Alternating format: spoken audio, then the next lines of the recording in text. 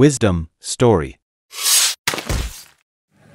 Iran ইতিহাসে বহু যুদ্ধের মধ্যে জড়ালেও কিছু যুদ্ধে তারা সরাসরি হারেনি বা অন্তত তাদের মূল কাঙ্ক্ষিত লক্ষ্য পূরণ হয়েছে, ভঙ্গ হয়নি। ইরানের সামরিক শক্তি ও যুদ্ধ প্রস্তুতি নিয়ে বিশ্লেষণ করলে দেখা যায় দেশটি মধ্যপ্রাচ্যের অন্যতম প্রভাবশালী সামরিক শক্তিতে পরিণত হয়েছে। ইরানের সবচেয়ে বড় শক্তি হল তার ব্যালিস্টিক মিসাইল প্রযুক্তি। ইরান মিসাইল প্রযুক্তিতে স্বনির্ভর এবং গোপনে উন্নত প্রযুক্তিও তৈরি করছে। ইরান সরাসরি যুদ্ধের তুলনায় অপ্রচলিত যুদ্ধ কৌশল, প্রক্সি গোষ্ঠী এবং মিসাইল, ড্রোন, সাইবার আক্রমণ কৌশলে বেশি শক্তিশালী। এ কারণে ইরানকে সামরিক দিক থেকে একবিংশ শতাব্দীর অসম যুদ্ধের মাস্টার বলা হয়। এমন কয়েকটি উল্লেখযোগ্য যুদ্ধ বা সংঘর্ষ তুলে ধরছি যেখানে ইরান হারেনি, তাদের মূল লক্ষ্য পুরোপুরি ভঙ্গ হয়নি। ইরান এবং ইরাক যুদ্ধ 1980 থেকে 1988 সাল পর্যন্ত ছিল 20 শতকের অন্যতম দীর্ঘ ও রক্তক্ষয়ী যুদ্ধ। এটি 8 বছর স্থায়ী হয় এবং লক্ষ লক্ষ প্রাণহানি, ধ্বংস, মধ্যপ্রাচ্যের রাজনীতি ভারসাম্য বিশাল পরিবর্তন আনে। ইরাক ও ইরানের মধ্যে প্রধান বিরোধ ছিল শাত আল আরব নদী নিয়ে, যা পারস্য উপসাগরের মুখে দুই দেশের মধ্যে অবস্থিত।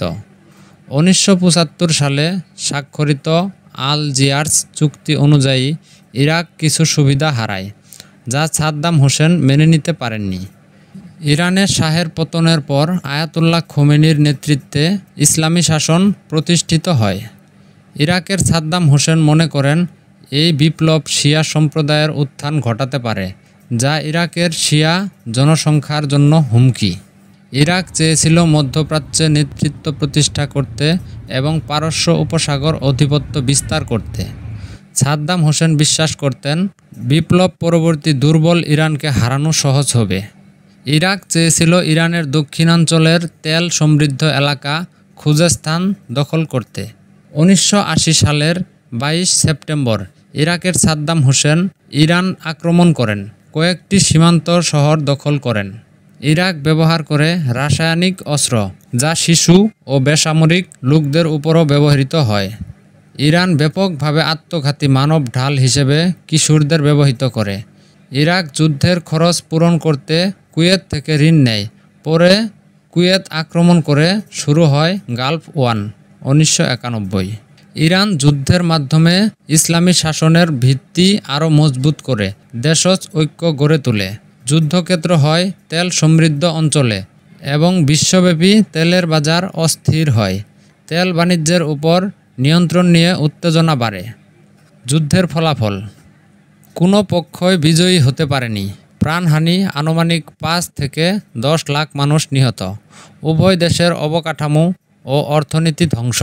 যুদ্ধের আগে সীমান্ত যেমন ছিল তেমনই থাকে, কোনো বড় পরিবর্তন হয়নি। 1988 সালে জাতিসংঘের প্রস্তাব 598 এর ভিত্তিতে যুদ্ধ সমাপ্তি হয়। যুদ্ধের শেষে ইরান আত্মসমর্পণ করেনি, বরং আগ্রাসন ঠেকাতে সক্ষম হয়েছিল। কোনো পক্ষই বিজয়ী না হলেও ইরান হারেনি। এটি ছিল যুদ্ধ না জয়, বরং টিকে থাকার লড়াই। সিরিয়া ও ইরানের যুদ্ধ। সিরিয়া ও ইরানের 2011 সাল থেকে যুদ্ধের সম্পর্ক মূলত সিরিয়ার গৃহযুদ্ধ এবং তাতে ইরানের সামরিক ও কৌশলগত হস্তক্ষেপকে কেন্দ্র করে গড়ে উঠেছে। ইরান সরাসরি যুদ্ধ করেনি, তবে সিরিয়ার সরকার পক্ষকে সমর্থন দিয়ে এই যুদ্ধে একটি বড় শক্তি হিসেবে অংশগ্রহণ করেছে। তিউনিসিয়া, মিশর, লিবিয়ার মতো দেশ সরকার বিরোধী গণ আন্দোলনের প্রভাব সিরিয়াতেও পড়ে। মানুষ চায় গণতন্ত্র, দুর্নীতিমুক্ত সরকার এবং স্বাধীনতা। বাশার আল আসাদ সরকার দমন-পীড়নে তা সশস্ত্র বিদ্রোহের রূপ নেয়। সিরিয়া হলো ইরানের ঘনিষ্ঠ মিত্র ও আঞ্চলিক কৌশলগত বন্ধু রাষ্ট্র। বাশার আল আসাদ ও ইরান উভয়েই শিয়া মতবাদে বিশ্বাসী। আসাদ সরকার পতন হলে ইরান তার প্রভাব হারাতো, বিশেষ করে লেবাননে হিজবুল্লাহর কাছে অস্ত্র সরবরাহের পথ বন্ধ হয়ে যেত। সৌদি আরব, কাতার ও তুরস্ক বিদ্রোহীদের সমর্থন দেয়। ইরান, রাশিয়া ও হিজবুল্লাহ আসাদ সরকারকে সমর্থন দেয়। এটি হয়ে ওঠে প্রক্সি যুদ্ধ, যেখানে সুন্নি শিয়া মতবাদের দ্বন্দ্ব বড় ভূমিকা রাখে। হিজবুল্লাহ যোদ্ধাদের মাধ্যমে সামরিক সহায়তা, অস্ত্র, গোয়েন্দা তথ্য, অর্থ সহায়তা। রাশিয়া আসার আগ পর্যন্ত ইরানই আসাদ সরকারের প্রধান রক্ষক ছিল। ইরান কৌশলগতভাবে জয়ী। প্রাণহানি আনুমানিক 5 লাখের বেশি মানুষ নিহত, প্রায় 1,20,00,000 মানুষ ঘরহারা। যুদ্ধের সুযোগে ISIS বা দায়েশের উত্থান, পরে ধ্বংস। রাশিয়া, আমেরিকা, তুরস্ক, ইসরায়েল সবাই জড়িয়ে পড়ে। ইরান সিরিয়ায় থাই সামরিক ঘাঁটি স্থাপন করে। ইসরায়েলের বিরুদ্ধে ফ্রন্ট লাইন প্রস্তুত করেছে গোলান হাইটস সংলগ্ন এলাকায়। মধ্যপ্রাচ্যে শিয়া প্রভাব বাড়িয়েছে। সিরিয়ার যুদ্ধ ছিল শুধু আসাদের টিকে থাকার লড়াই নয়, এটি ছিল ইরানের জন্য একটি আঞ্চলিক আধিপত্য রক্ষার যুদ্ধ। আর সেই যুদ্ধে ইরান সরাসরি না লড়েও জিতেছে কৌশলে। হিজবুল্লাহর মাধ্যমে ইসরায়েলের বিরুদ্ধে প্রক্সি যুদ্ধ।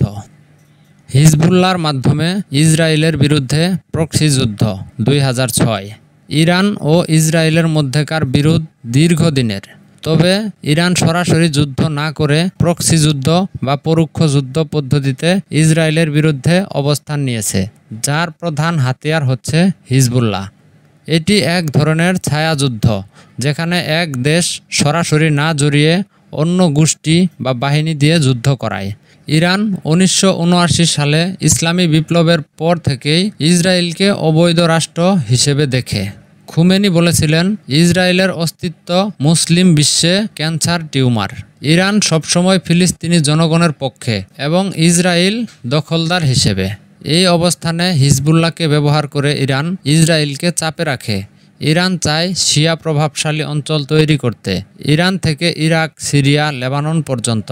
হিজবুল্লাহ হচ্ছে সেই শিয়াপন্থী করিডোর এর পশ্চিম দিকের ঘাঁটি। ইসরায়েল হচ্ছে আমেরিকার ঘনিষ্ঠ মিত্র এবং ইরানের পারমাণবিক কর্মসূচি বিরোধিতা করে। তাই ইরান হিজবুল্লাহকে শক্তিশালী করে এবং পশ্চিমা মিত্রতাকে চ্যালেঞ্জ জানায়। 2006 সালে হিজবুল্লাহ ইসরায়েলের যুদ্ধ। হিজবুল্লাহ ইসরায়েলি সৈন্য অপহরণ করে। ইসরায়েল পাল্টা যুদ্ধ শুরু করে। 34 দিন ব্যাপী সংঘাত হয়। ইসরায়েল লেবাননের উপর প্রচণ্ড বোমাবর্ষণ করে। হিজবুল্লাহ 4000-এর বেশি রকেট ছুড়ে ইসরায়েলের অভ্যন্তরে। ইসরায়েল হিজবুল্লাহকে ধ্বংস করতে পারেনি, হিজবুল্লাহ সমর্থন পায়। লেবাননের দক্ষিণাঞ্চলে ইরানি প্রভাব আরও মজবুত হয়। এটি ছিল ইরানের জন্য একটি কৌশলগত জয়। নিজে যুদ্ধ না করে ইসরায়েলের বিরুদ্ধে চাপ সৃষ্টি করতে পেরেছে। হিজবুল্লাহ শক্তিশালী সামরিক গোষ্ঠীতে পরিণত হয়েছে, রাজনীতিতেও অংশগ্রহণ করেছে। লেবাননে ইরানের প্রভাব স্থায়ী হয়েছে। যুদ্ধের ফলে হাজার হাজার বেসামরিক প্রাণহানি ও অবকাঠামো ধ্বংস। ইরান নিজের মাটি ছেড়ে না গিয়েও 1000 কিলোমিটার দূরে একটানা ইসরায়েলের বিরুদ্ধে যুদ্ধ চালিয়েছে হিজবুল্লাহকে ব্যবহার করে। আর এই যুদ্ধ শুধু অস্ত্রের নয়, এটি ধর্ম, রাজনৈতিক ও কৌশলের সংঘর্ষ। ইসরায়েল ভেবেছিল হিজবুল্লাহকে ধ্বংস করে দেবে, কিন্তু হিজবুল্লাহ টিকে যায় এবং ইসরায়েলেও যুদ্ধ থামিয়ে পিছু হটে। ইরান সরাসরি জড়ায়নি, কিন্তু তাদের সমর্থিত গোষ্ঠী টিকে থাকায় এটি ইরানের কৌশলগত বিজয়। ইসরায়েল চূড়ান্ত বিজয় পায়নি। পারমাণবিক চুক্তি নিয়ে পশ্চিমা বিশ্বের সাথে কূটনৈতিক সংঘর্ষ। ইরান ও পশ্চিমা বিশ্বের মধ্যে পারমাণবিক চুক্তি নিয়ে 2015 সাল থেকে শুরু হওয়া কূটনৈতিক সংঘর্ষ এখনও অসমাপ্ত ও অনিশ্চিত অবস্থায় রয়েছে। এটি শুধু একটি চুক্তি নয়, বরং ইরান, আমেরিকা ও ইউরোপীয় শক্তিগুলোর মধ্যে বিশ্ব রাজনীতির ভারসাম্য রক্ষার লড়াই। পশ্চিমা বিশ্ব চায় ইরান যাতে পারমাণবিক বোমা তৈরি না করে। বিনিময়ে ইরানের উপর থেকে আন্তর্জাতিক অর্থনৈতিক নিষেধাজ্ঞা তুলে নেওয়া হবে। ইরানের প্রতিশ্রুতি হলো ইউরেনিয়াম সমৃদ্ধকরণ সীমিত করবে, পারমাণবিক স্থাপনাগুলোতে আন্তর্জাতিক পর্যবেক্ষণ অনুমোদন দেবে, নির্দিষ্ট সময়ের জন্য পারমাণবিক গবেষণা বন্ধ থাকবে। কিন্তু 2018 সালে ডোনাল্ড ট্রাম্প একতরফাভাবে যুক্তরাষ্ট্রকে JCPOA থেকে প্রত্যাহার করে নেয়। ইরানের উপর আবার কঠোর নিষেধাজ্ঞা আরোপ করে, সর্বোচ্চ চাপ নীতি চালু করে। ইরান চায় নিষেধাজ্ঞা তুলে নেওয়া হোক। যুক্তরাষ্ট্র চায় ইরান আগে পারমাণবিক কার্যক্রম সীমিত করুক। ইসরায়েল চুক্তির বিরুদ্ধে তীব্র চাপ দেয়। যুদ্ধের ফলাফল। ইরানের অর্থনৈতিক মারাত্মকভাবে ক্ষতিগ্রস্ত হয়, কিন্তু মাথা নত করেনি। পশ্চিমা বিশ্বের সাথে উত্তেজনা, তবে রাশিয়া চীন সাথে ঘনিষ্ঠতা। অর্থনীতি দুর্বল, তবে নিষেধাজ্ঞা ফাঁকি দিয়ে কিছুটা রপ্তানি অব্যাহত। পশ্চিমাদের চাপ সত্ত্বেও ইরান এখনও পরমাণু কার্যক্রম চালিয়ে যাচ্ছে। যুক্তরাষ্ট্র চুক্তি থেকে বেরিয়ে গেলেও ইরান পুরোপুরি মাথানত করেনি। আন্তর্জাতিক চাপ ও নিষেধাজ্ঞার মধ্যেও ইরান তার পরমাণু কার্যক্রম ধরে রেখেছে এবং কূটনৈতিকভাবে এখনও আলোচনার কেন্দ্রবিন্দুতে রয়েছে। ইরান অনেক যুদ্ধ ও সংঘর্ষে জড়ালেও তারা পরাশক্তিদের মোকাবেলায় মাথানত করেনি। সরাসরি জয় না পেলেও তারা হারেনি, বরং নিজেদের স্বার্থ ও প্রভাব রক্ষা করতে পেরেছে।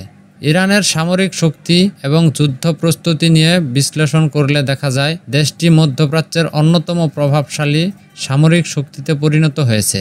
ইরানের সবচেয়ে বড় শক্তি হল তার ব্যালিস্টিক মিসাইল প্রযুক্তি। ইরান মিসাইল প্রযুক্তিতে স্বনির্ভর এবং গোপনে উন্নত প্রযুক্তিও তৈরি করছে। ইরান সরাসরি যুদ্ধের তুলনায় অপ্রচলিত যুদ্ধ কৌশল, প্রক্সি গোষ্ঠী এবং মিসাইল, ড্রোন, সাইবার আক্রমণ কৌশলে বেশি শক্তিশালী। এ কারণে ইরানকে সামরিক দিক থেকে একবিংশ শতাব্দীর অসম যুদ্ধের মাস্টার বলাও যায়। ইরান এবং ইসরায়েলের মধ্যেকার বর্তমান দ্বন্দ্ব। ইরান এবং ইসরায়েলের মধ্যে সম্পর্ক দীর্ঘদিন ধরে টানাপোড়েনের ও দ্বন্দ্বে ভরা। এই দ্বন্দ্বের পেছনে কিছু প্রধান কারণ রয়েছে। ইরান দাবি করে যে ইসরায়েল ফিলিস্তিনিদের বিরুদ্ধে আগ্রাসী নীতি গ্রহণ করেছে। ইরানের সরকার ইসরায়েলকে বৈধ রাষ্ট্র হিসেবে স্বীকার করে না এবং প্যালেস্টাইন আন্দোলনের সমর্থনে অবস্থান নিয়ে থাকে। ইরানের পারমাণবিক কর্মসূচি ইসরায়েল এবং পশ্চিমা দেশগুলোর মধ্যে উদ্বেগের কারণ। ইসরায়েল মনে করে যে একটি পারমাণবিক ক্ষমতাসম্পন্ন ইরান তাদের নিরাপত্তার জন্য হুমকি হতে পারে। বিভিন্ন সময়ে ইরান এবং ইসরায়েলের মধ্যে সন্ত্রাসী হামলা, সীমিত সংঘাত ও নাগরিক অস্থিরতা ঘটে। এতে অবস্থার অবনতি ঘটে এবং উভয় দেশের মধ্যে উত্তেজনা বাড়ে এবং প্রতিটি পক্ষ নিজেদের সুরক্ষা ও নীতির দিক থেকে একে অপরকে হুমকি মনে করে।